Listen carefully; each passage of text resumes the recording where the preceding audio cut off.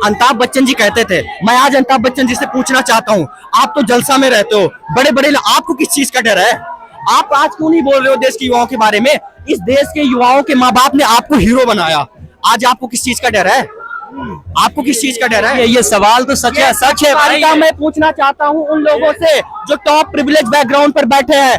आप इस देश के जुडिशरी में बैठा हुआ आदमी फैसला देता है, हिस्ट्रिकल डिसीजन देता है, और इसके बाद राज्यसभा के लिए नॉमिनेट हो जाता है। आपको राजनीति करने की क्या जरूरत है? हाँ यार, क्या कहूँगा मैं। ट्रोल से बात हुई शुरू, तो हाँ होता रहता है ट्रोल। मैं फॉर्मर सीजीआई से पूछना चाहता हूँ, आपने 6 साल की टेन्योर लिया राज्यसभा में, आपने एक भी प्राइवेट मेंबरशिप बिल नहीं पेश किया, आपने एक भी वो नहीं किया, आपने टेन्योर को बर्बाद किया।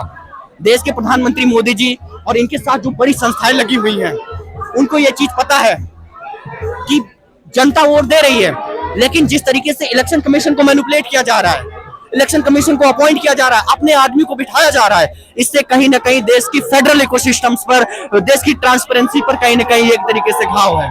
मोदी जी एक भी प्रेस कॉन्फ्रेंस आप नहीं करते, इसके बाद मोदी मीडिया बताती है कि आप 18-18 घंटे काम करते हो। आप मुझे बताइए कि देश में लोगों को बेरोजगारी, महंगाई है, 65 से 75% लोगों की वो बढ़ चुकी है, महंगाई बढ़ चुकी है। वो लोग जिए तो जिए क्या? आज गरीब आदमी 12-12 हजार रुपए पे जॉब करता है।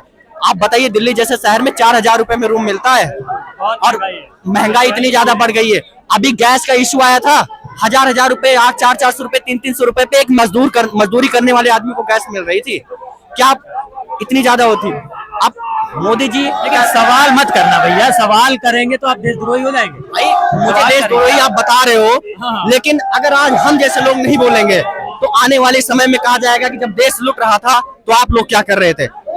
अगर सवाल उस टाइम पे गांधी जी ना करते अंग्रेजों से, तो देश आजाद ना होता। ये मुझे पता है कि जब फासिज्म, मुझे पता है कि हमारी जो पीढ़ियां हैं, हमें पता है आज आने वाले समय में अगर हम नहीं बोलेंगे तो आज से 20 से 25 साल बाद हमारे बच्चे अंधकार उनका भविष्य हो जाएगा। आतंकवादी और ये सारी स्टेटमेंट्स ऑफ कोर्स बोलते ही रहते हैं लोग, क्योंकि जो कोई भी इस सत्ता के खिलाफ बोलता है या जो कोई भी इस सत्ता से सवाल कर लेता है तो वो यही हो जाता है। अभी ही एक छोटे से बच्चे को जिसने सीबीएसई का स्कैम उजागर करा था, उसको भी यही बोला गया था। बोलते ही रहते हैं। मतलब आजकल मुझे नहीं लगता ये टर्मिनोलॉजी इतनी कॉमन कर दी गई है कि मुझे सोच कर ही डर लगता है। मतलब आज से कुछ सालों पहले ये बहुत हैवी टर्म्स है, राइट? इतने कॉमनली यूज नहीं होने चाहिए मेरे हिसाब से, जिनको आज से कुछ सालों पहले आप देखो ये सब शब्द नाम लेते ही लोग डरते थे। अब इतना कॉमन कर दिया है इन शब्दों को लोगों ने कि हर घर में हर पड़ोसी को बोल देता है, बच्चा किसी सीनियर को बोल देता है, सीनियर जूनियर को बोल देता है। It is so common nowadays, which is very shameful, I think. मतलब it should not be. तो अर्शी, कब तक ऐसा प्रदर्शन चलता रहेगा जिससे सरकार कम से कम जाग जाए? सर, जब तक इस्तीफा नहीं मिलता तब तक ये प्रोटेस्ट चलता रहेगा। और आप देख ही रहे हो प्रोटेस्ट, और लोग बहुत मजबूती के साथ यहाँ पर हैं। क्वांटिटी वाइज तो नहीं, बट क्वालिटी वाइज ये प्रोटेस्ट बहुत अच्छा है। और मुझे ऐसा लगता है कि ये सरकार एक चीज़ से बहुत डरती है, और वो है एकता, यूनिटी। और यहाँ पर यूनिटी बहुत ज़्यादा बढ़ रही है लोगों में, क्योंकि ये सरकार फूट डालो राज करो नीति पर बड़ा विश्वास रखती है, डिवाइड एंड रूल। लेकिन यहाँ पर एक भारत है जो अलग अलग समुदाय के लोग, अलग अलग जाति धर्म के लोग, अलग अलग स्टेट से आए हुए लोग एक साथ यहाँ पर 15-17 दिन से हैं। पूरा देश चमक रहा है, एक दूसरे का ध्यान रखते हैं, एक दूसरे की परवाह करते हैं। सेफ्टी सिक्योरिटी का ज़्यादा कोई कंसर्न नहीं है, महिलाएं सुरक्षित हैं। तो एक आप कह सकते हैं ये छोटा सा मिनी सपनों का भारत है जो यहाँ पल रहा है, और यही क्रांति का कारण बनेगा। अपने बारे में क्या कहना? मैं अपने बारे में तो सर क्या ही बोलूं, क्योंकि जब देश के हाल बदहाल हैं तो हमारे हाल कैसे ही अच्छे हो सकते हैं। लेकिन आप कितनी, मुझे बहुत शर्म आ रही है, बहुत गिल्ट होता है ये देखकर कि देश के इतने बड़े साइंटिस्ट जिन्होंने हमारे लिए इतना कुछ किया है, हमारे देश के लिए इतना कुछ किया है, वो कैसी हालत में है वहाँ पर। 8 दिन से भूखे हैं, स्ट्राइक पर हैं। वो इतने सारे बच्चे हैं जो स्ट्राइक पर हैं, और सरकार कैसे मूक बनी बैठी हुई है, कोई जवाबदेही नहीं बनती। इतने सारे बच्चों को हमने 22 बच्चों को तकरीबन 1 महीने के अंदर करप्ट सिस्टम हमने खो दिया, और देयर इज नो अकाउंटेबिलिटी। कोई इसके बारे में बात भी नहीं कर रहा है, कुछ एकदम मूक बने और शांत हुए पड़े हैं। मतलब कितनी शर्मनाक बात है ये। एक ऐसा बयान भी आया था राजस्थान के मंत्री जो थे, वो कहा ऐसा तो होता ही रहता है, शायद ऐसे कुछ बयान था। जो शिक्षा मंत्री थे, हाँ, उनका ऐसा कुछ बयान था, बोले अरे ऐसा तो होता ही रहता पेपर लीक। आई नॉट, मैंने अच्छा पढ़ा नहीं, बट आई नॉट शॉक अगर मैं, क्योंकि ऐसे बयान वो लोग दे सकते हैं, वो लोग देते ही रहते हैं, तो मुझे कोई ताजुब नहीं होगा इस पर कि दिया ही होगा। क्योंकि उनके लिए इंसानों की जानों की कीमत, बच्चों की कीमत, जानवरों की कीमत, पेड़ पौधों की कीमत कुछ है ही नहीं। एक सामान सबको देखते हैं। हाँ, मतलब नहीं, ये सरकार किसी को भी कुछ नहीं देखती। आई एम सेइंग कि उनके लिए लाइफ का कोई मतलब ही नहीं। देश के प्रधानमंत्री को लेकर क्या कहना चाहिए? देश के प्रधानमंत्री से मैं यही कहना चाहूँगा कि आप अगर प्रधानमंत्री हैं और आप उस ओहदे पर हैं, उस पोजीशन पर हैं, तो I think it is a very best time for you to reclaim लोगों का विश्वास। आप अगर अभी ही आकर के, आप अगर अभी ही एक अच्छे प्रधानमंत्री के तौर पर उस इंसान का इस्तीफा ले लेते हैं जो इन बच्चों की जान जाने के पीछे जिम्मेदार रहा है, तो आई थिंक आप बहुत अच्छे तरीके से लोगों का विश्वास रिक्लेम कर पाओगे। और मेरे हिसाब से यहाँ पर ये हमारी जीत नहीं होगी अगर इसका इस्तीफा होता है, ये सरकार की ही जीत होगी और वही सराहे जाएंगे ऐसा कदम उठाने पर। लेकिन अहंकार इतना सर चढ़ के बोल रहा है ना इन लोगों के कि बता नहीं सकता मैं, लेकिन वही है, अहंकार तो रावण का और महिषासुर का भी नहीं चला था, वो भी खत्म हुआ था, तो ये भी खत्म होगा। उम्मीद है अभी कि इस्तीफा होगा? उम्मीद होगी सर, क्यों नहीं होगी, क्योंकि लोकतंत्र है हमारे हाथों में, संविधान है हमारे हाथों में, उसी के दम पर है जो यहाँ ये सब कुछ हो रहा है। प्रोटेस्ट का नाम ही जीत और हार नहीं होता, प्रोटेस्ट का नाम होता है लगे रहना, और लगे रहेंगे जब तक इंसाफ नहीं मिलता। इंसाफ मिलेगा, इस बात की पूरी उम्मीद है। मांग है सरकार से आप लोगों की? जंतर मंतर डिक्लेरेशन सिवायस ने 30 पॉइंट्स का आज घोषणा पत्र जारी किया। 2 दिन पहले हमने चार्जशीट दाखिल करी थी शिक्षा मंत्री जी पर पीएमओ ऑफिस में, और उसके 1 दिन पहले हमने 13वीं मनाई थी मरी हुई शिक्षा व्यवस्था की।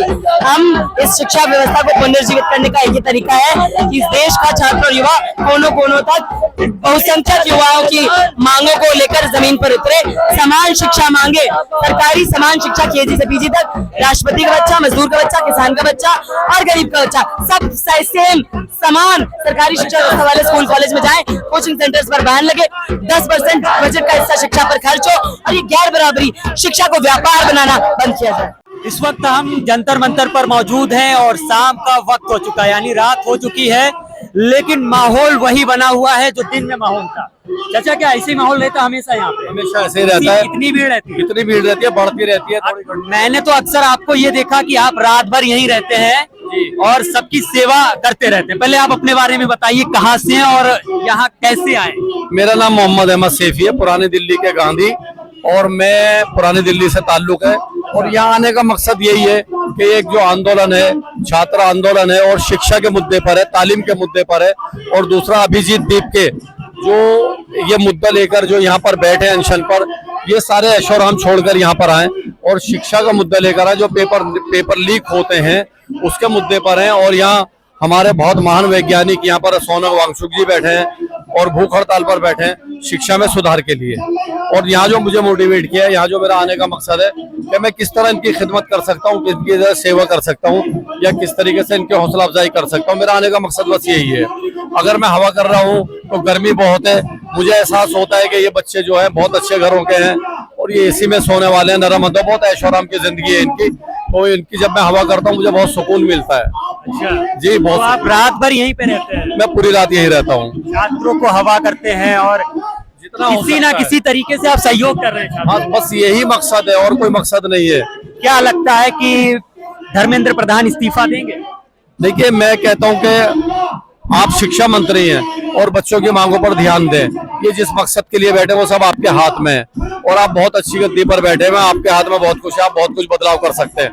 बच्चों की मांग है, अगर आप जो इनकी बातों पर ध्यान नहीं दे रहे तो बच्चों की मांग है कि आप इस्तीफा दे दीजिए, तो आप इस्तीफा दे दीजिए। तो मैं यही कहूंगा कि ये बच्चे मांग रहे हैं तो बुलाया जाता है, ये नहीं है कि दहशतगर्द है और ये वो कर दे, तो गलत चीज है ना। आप जो है इस तरीके से जो बयानबाजी है, पढ़ा लिखा तबका है, ये आपके बच्चे ही पढ़ते हैं और ये पूरे देश के बच्चे हैं, हर मजहब के बच्चे हैं। यहाँ हिंदू मुस्लिम कोई मुद्दा नहीं है। जिस तरह हवा दी जा रही है कि यहाँ पर जो है मुसलमान है, यहाँ नमाजें पढ़ी जा रही हैं और ये जो है मुसलमानों का आंदोलन हो गया, ऐसा नहीं है। ये शिक्षा का मुद्दा है, ये शिक्षा के लिए, एजुकेशन में सुधार के लिए, उस मुद्दे पर ये आंदोलन हो रहा है। सब हिंदू मुस्लिम सिख ईसाई हम सब मिलकर भाई भाई, शायद ये संदेश आज पूरे देश में यहाँ से जा रहा है, ये तस्वीरें जा तो ये रही तो हकीकत है। यहाँ पर जो है क्योंकि बच्चे देखिए सबके पढ़ते हैं और उन्होंने अपील करी है कि आप सब आइए, ये अभिजीत दीपके ने अपील करी है और हमारे जो यहाँ पर और लोग आए हुए हैं, मैंने अभिजीत दीपके ने कि आप अपने घरों से निकलिए, ये कोई हिंदू मुसलमान का मुद्दा नहीं है, ये एजुकेशन का मुद्दा है, इसका सभी के बच्चे पढ़ रहे हैं और यहाँ हिंदू मुस्लिम भाईचारा तो हो गया, ये तो ऐसा घर बन गया। मेरे साथ जो है बुद्धिस्ट हैं और कर्नाटका से एक साधु महाराज हैं, सब एक साथ खाना खा रहे हैं, सहरी खा रहे हैं, मेरे साथ रोजा इफ्तार कर रहे हैं। तो यहाँ जैसा तो आज का मंजर देखा ही नहीं। रोजे भी हो रहे हैं आपके? हाँ, मैंने रोजे रखे, इनकी जो है जो मनोकामना है, जो इन्होंने जो मुद्दे उठाए उसमें अल्लाह पाक इनको कामयाबी दे। मंगल बुध बृहस्पति 3 रोजे रखे। अच्छा, 3 रोजे रखे हैं? पूरे रोजे रखे हैं। पूरे